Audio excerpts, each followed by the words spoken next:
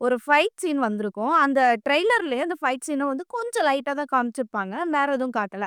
அந்த fight scene வந்து நடிகர் சூரிக்கு வந்து செட் ஆச்சா? அப்படின்னு வந்து பார்த்தோம்னா, சுத்தமா செட் ஆகல. நடிகர் சூரிய வந்து நம்ம எப்படி பார்த்திருப்போம் முதல்ல? அவங்களுடைய நடிப்பு வந்து காமெடில இருந்து தான் தொடங்கி பார்த்திருப்போம் சரியா? ஃபுல்லா காமெடில பார்த்துக்கிட்டு, அதுக்கப்புறம் வந்து ஃபைட் சீன்ல பார்த்தம்போது எப்படி இருக்குதுன்னா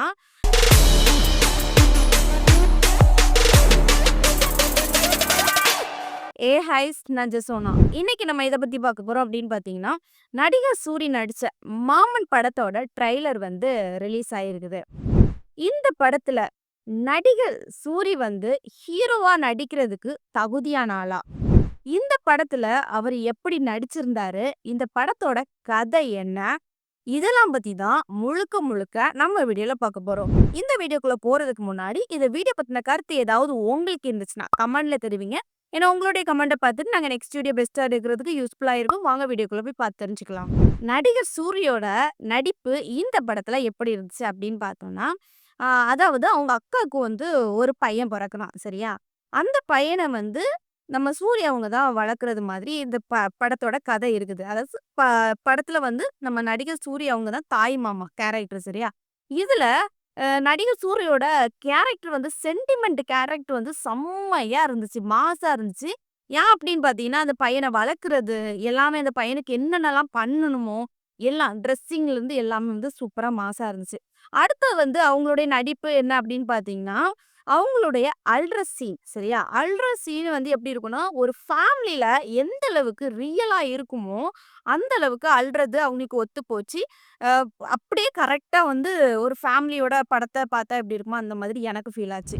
சரி அடுத்தது இந்த படத்துல அவங்களுடைய நடிப்பு இன்னொன்னு சொல்லணும் அப்படின்னு பார்த்தீங்கன்னா, ஒரு ஃபைட் சீன் வந்திருக்கும். அந்த ட்ரெய்லர்லயே அந்த ஃபைட் சீன வந்து கொஞ்சம் லைட்டா தான் காமிச்சிருப்பாங்க. வேற எதுவும் காட்டல. அந்த ஃபைட் சீன் வந்து நடிகர் சூரிக்கு வந்து செட் ஆச்சா? அப்படின்னு வந்து பார்த்தோம்னா, சுத்தமா செட் ஆகல. அது ஏன் அப்படின்னு பார்த்தீங்கன்னா, நடிகர் சூரிய வந்து நம்ம எப்படி பார்த்திருப்போம் முதல்ல?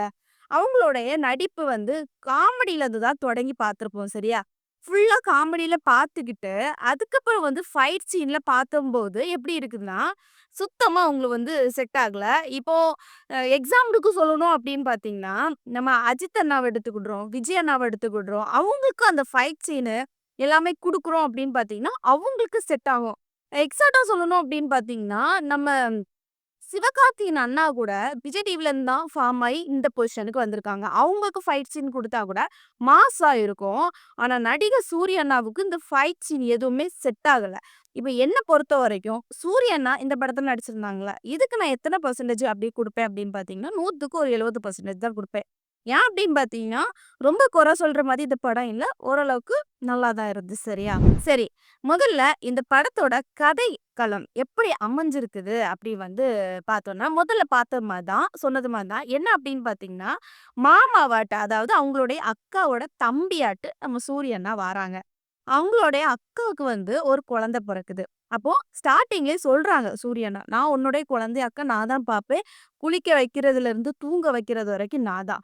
எல்லாமே நான் தான். மாமா என்னலாம் பண்ணணுமோ எல்லாமே பண்ணுவேன்." அதே மாதிரி ஒரு தாய் மாமா ஒரு குழந்தைய, அக்கா பையன எப்படியெல்லாம் பார்ப்பாங்களோ, அதெல்லாம் காமிச்சிருந்தாங்க. இப்போ நம்மளுடைய ஃபேமிலி லைஃபா எடுத்தாலுமே சரி, ஒரு தாய் மாமா ஒரு குழந்தை அக்கா பிள்ளைய எப்படிலாம் பார்ப்பாங்க, அதெல்லாம் இந்த படத்துல வந்து காமிச்சிருந்தாங்க. ஒண்ணாட்டு ட்ரெஸ் போடுறது, காது குத்துறது ஃபங்ஷன் வைக்கிறது, அதுக்கப்புறம் கோயில் ஃபங்ஷன் வைக்கிறது, தூங்க வைக்கிறது, அ பாசம் காட்டுறது, தொட்டில் ஆட்டுறது, கண்ணு போடுறது, பவுடர் போடுறது இந்த மாதிரி ஸ்டார்ட்டிங்லேருந்து எண்ட் வரைக்கும் எல்லாமே காமிச்சிருந்தாங்க. இத பார்க்கும்போது சூப்பரா இருந்துது சரியா? அது மட்டும் இல்லாம, நம்ம தாய் மாமாவுக்கு வந்து கல்யாணம் ஆகல. அதுலயும் நடிகர் சூரிக்கு இதுல ஒரு நடிகை வேற இருக்கிறாங்க. அவங்களும் அந்த பையன் மேல பாசம் காட்டுறது மாரி கொண்டு வந்திருந்தாங்க. சரி இதெல்லாம் போக ஃபேமிலினா கண்டிப்பா ஏதாவது ஒரு பிரச்சனை வரும். வராம இருக்காதுல்ல. அதே மாரி தான் இந்த படத்துலயும் ஒரு ஃபேமிலிக்கு ஒரு பிரச்சனை வருது. அப்போ அந்த பிரச்சனையில என்ன பண்றாங்க அப்படின்னு பார்த்தீங்கன்னா, பிரிஞ்சு போறாங்க. அவங்க அக்கா வந்து சொல்றாங்கன்னா, "இனி தாய் மாமன பார்க்கவும் கூடாது. தாய் மாமா குழந்தைய பார்க்கக்கூடாது" அப்படின்னு வந்து சொல்லிருவாங்க. சரியா? அதுக்கப்புறம் தாய் மாமா எந்த அளவுக்கு ஃபீல் பண்றாங்க, குழந்தை எப்படியெல்லாம் போய் ஒளிச்சு ஒளிச்சு பார்க்குறாங்க, அந்த குழந்தை தாய் மாமாவ எப்படி தேடுறாங்க, இந்த மாதிரி தான் கதைக்களம் அமைஞ்சிருக்குது. சரியா? இதெல்லாம் படம்னால கண்டிப்பா இது வந்து ஒரு ஃபேமிலிக்கு ஏத்த படம் தான். எப்படியும் அது குடும்பம் சேர்ந்துருவாங்களா அப்படின்னு பார்த்தீங்கன்னா, படம்னாலே கண்டிப்பா லாஸ்ட் குடும்பங்கள் வந்து சேர தானே செய்வாங்க. இது குடும்பங்கள்லயே கடைசியா சண்டை இருக்க தான் செய்யும். அவங்களும் சேர தான் செய்வாங்க. அதே மாரி தான். சரியா? இது ஒரு ஃபேமிலியோட கதை தான் அமைஞ்சிருக்குது. இத மோஸ்ட்லி யாரு கண்டிப்பா போய் பார்க்கணும் அப்படின்னு வந்து சொல்றேன் அப்படின்னு பார்த்தீங்கன்னா, முக்கியமா இந்த ஃபேமிலி அப்புறம் வந்து அந்த மாமா பையன் மேல எந்த அளவுக்கு அக்கா பொண்ணு அந்த மாதிரிலாம் இருக்கிறாங்களோ, அவங்கலாம் தாராளமா இந்த படத்த பார்க்கலாம். கண்டிப்பா ஒரு சென்டிமெண்ட் படம். அ ஒரு ஃபேமிலின்னு சொல்லும்போது நமக்கு கண்டிப்பா அழுக வரும். அப்படிப்பட்ட ஒரு படம் சரியா? அ இப்போ இந்த படம் எப்ப இறங்குது அப்படின்னு வந்து பார்த்தோம்னா, மே 16ஆம் தேதி இறங்குது.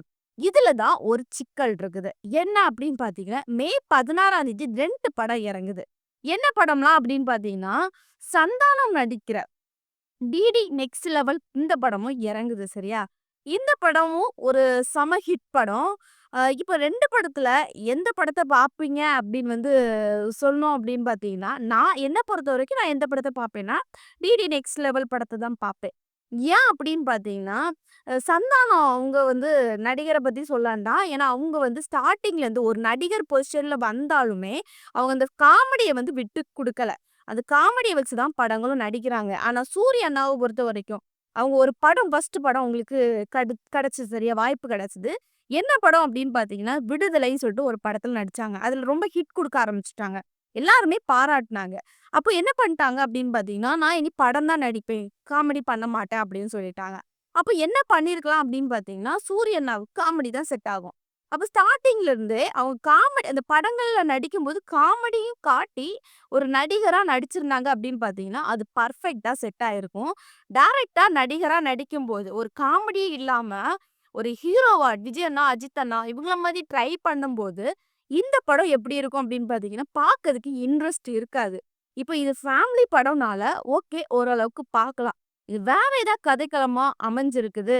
நெறைய ஆக்ஷன் மூவி மாரி வருது. அப்படின்னு இருக்கும்போது, நம்ம சூரிய அண்ணாவுக்கு வந்து செட் ஆகாது சரியா? ஓரளவுக்கு ஃபன்னியா இருக்கும்போது, இந்த படத்த வந்து நடிச்சிருந்தாங்கன்னா நல்லா இருந்திருக்கும். இது வந்து டைரக்டர் பண்ணது தான் நான் தப்புன்னு சொல்வேன். ஏன் அப்படின்னு பார்த்தீங்கன்னா, ஒரு படம் வந்து இறங்குது அப்படின்னாலே என்ன பண்ணணும் அப்படின்னு பார்த்தீங்கன்னா, சரி அந்த படத்த என்னைக்கு மே 16ஆம் தேதி ஒரு படம் இறங்குதுன்னா, இன்னொரு நாள் தள்ளி வச்சிருக்கலாம். அன்னைக்கு வந்து சந்தானம் அவங்க நடிக்கிற படம் வந்து இறங்குது. அப்போ சூர்யா அண்ணா படமும் இறங்குது. இப்படின்னு இருக்கும்போது, மோஸ்ட்லி வந்து எல்லாரும் என்ன பண்ணுவாங்கன்னா, சந்தானம் அண்ணா நடிக்கிற படத்த தான் நீ பார்க்க போவாங்க. ஏன்னா, சந்தானம் அண்ணா நடிக்கிறது வந்து ஃபுல்லா வந்து காமெடியும், ஆக்ஷன் அப்புறம் அப்படிதான் ஒரு வித்தியாசமா கொண்டு போயிருப்பாங்க அந்த படம். சரியா? அதுவுமே பெரிய பட்ஜெட்ல எடுக்கப்பட்ட அந்த படம். அதையும் ஒரு வித்தியாசமா இருக்குது அப்படின்னு வந்து சொல்லப்படுது. இப்போ இதுக்கு யார் நஷ்டம் அப்படின்னு பார்க்கும்போது, இந்த டைரக்டருக்கு தான் நஷ்டம்.